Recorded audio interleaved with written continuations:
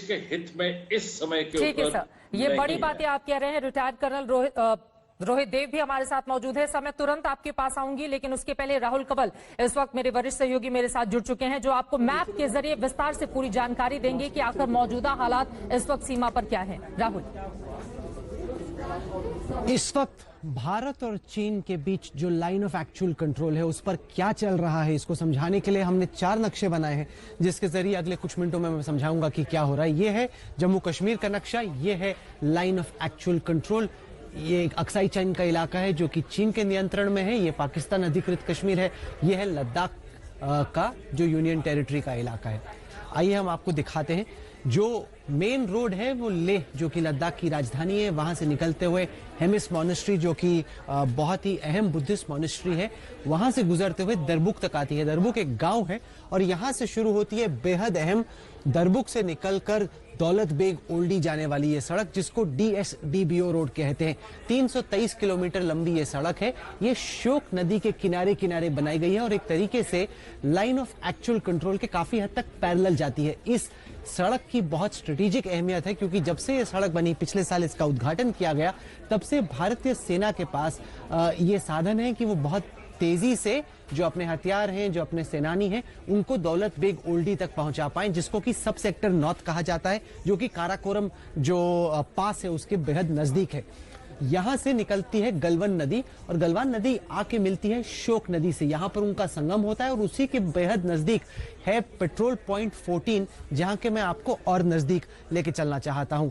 तो ये है दौलत बेग ओल्डी तक जाने वाली DSDBO सड़क। 323 किलोमीटर लंबी ये सड़क है और यहां से गलवान नदी आती है और यहां पे ये आके शोक नदी से मिलती है और वहां पर पेट्रोल पॉइंट 14 है, जहां पर यह विवाद हुआ है, जहां पर यह मुठभेड़ हुई है, जहां पर भारतीय सेना का एक कमांडिंग ऑफिसर और 2 सैनिक कल रात को उनकी मौत हुई। मैं आपको दिखाता हूं कि चाइनीज आर्मी असल में आई कहां से। ये है ह्यूशन बेस, पीपल्स लिबरेशन आर्मी। चीनी आर्मी को पीपल्स लिबरेशन आर्मी कहा जाता है, उसका ये बटालियन हेडक्वार्टर्स है। वहां से निकलकर 2 चाइनीज पोस्ट हैं, ये 1 और 2।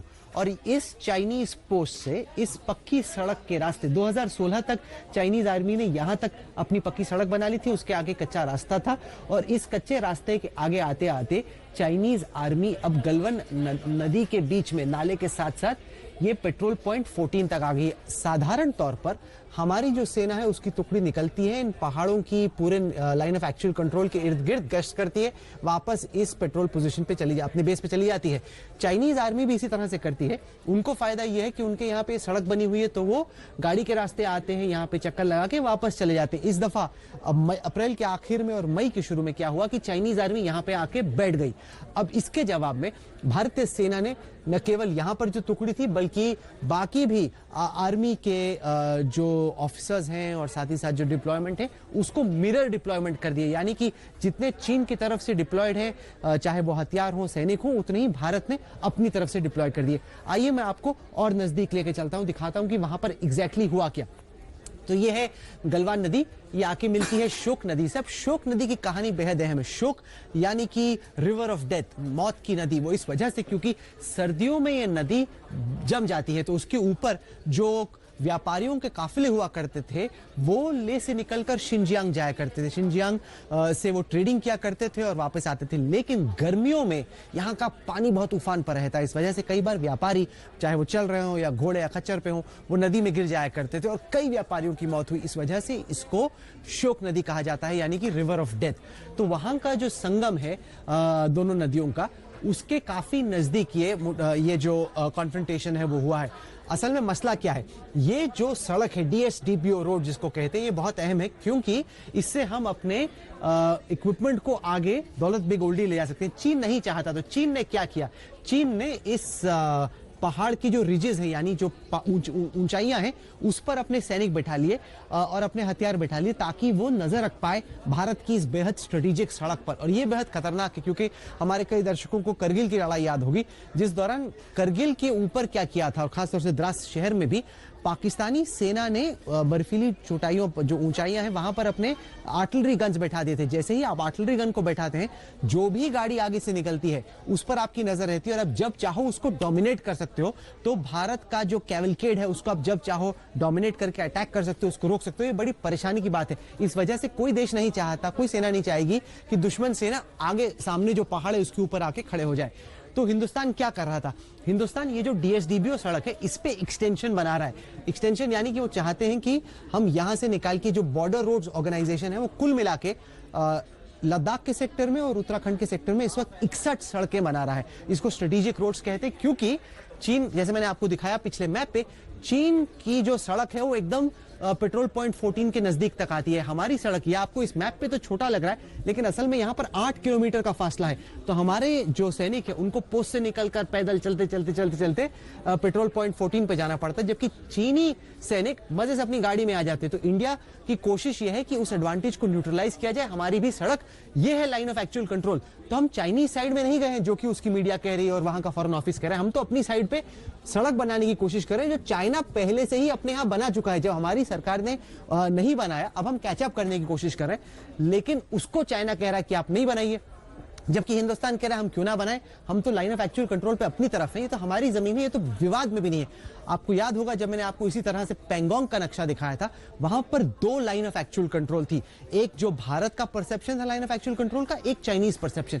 लेकिन गलवान घाटी में तो 1962 के बाद कोई विवाद रहा ही नहीं है, कभी भी कोई डिस्प्यूट नहीं रहा। ये पहली दफा है कि चाइनीज आर्मी यहां पर आके बैठ गई है, जो कि बहुत ही गलत है। जितने भी प्रोटोकॉल है उनका वायलेशन है, क्योंकि इस इलाके पे कभी भी नजरिया फर्क रहा है ही नहीं। एक ही लाइन ऑफ एक्चुअल कंट्रोल है जिसको हम भी मानते हैं, वो भी मानते हैं। और अभी जो कोशिश हो रही थी वो डिसएंगेजमेंट की। हमारी सेना यहां पर तैनात है, चाइनीज आर्मी वहां पर तैनात है। तो जो कोर कमांडर्स की बातचीत हुई उसमें तय हुआ कि डिसएंगेज किया जाएगा। चाइनीज ने वादा किया कि वो वापस जाएंगे। उस दौरान अब वो एग्जैक्टली क्या हुआ जिसके चलते वायलेंस शुरू हुई, पत्थरबाजी शुरू हुई, लाठियां चलनी शुरू हुई, ये तो हमें नहीं मालूम। लेकिन इस इलाके में मैंने आपको नक्शे के जरिए दिखाने की कोशिश की है कि क्या चल रहा था। मैं आपको बता दूं कि यहां पर है पेंगोंग झील, जहां पर दूसरा कॉन्फ्रंटेशन चल रहा है। Chinese army 4 fingers cross, finger 8 से फिंगर 4 पे आ गई है और यहां पर पड़ता है गोगरा का इलाका। तो यह है तीसरा इलाका जिसको पेट्रोल पॉइंट 14 कहते हैं, जहां पर यह वायलेंस हुई है। और भारत की फिलहाल मेजर जनरल्स की बातचीत चल रही है। भारत की मांग यह है कि चाइनीज आर्मी वापस जाए। मैं आपको इस नक्शे पे दिखाता हूं कि हम लोग क्या चाह रहे हैं कि चाइनीज कहां पे जाए। यह है पोस्ट 1, पोस्ट 2। हमारा कहना है आप इस पोस्ट पर रहते हैं, आप अपने पोस्ट पे वापस जाइए, हम अपने पोस्ट पे वापस चले जाएंगे। लेकिन चाइनीज का कहना है कि हमें तो यहीं पे रहना है। ये भारत को मंजूर नहीं है, क्योंकि ये जो स्टेटस को बना रहा है अब तक इंडियन और चाइनीज आर्मी के बीच में, उसका ये उल्लंघन है। इसलिए हमारी ये जिद है कि आप जहां पर हैं आप वापस जाइए, हम अपने पोस्ट पर वापस जाएंगे और हमें अपनी तरफ जो सड़क बनानी है वो हम बनाएंगे। उसको बनाने से कोई रोक नहीं सकता।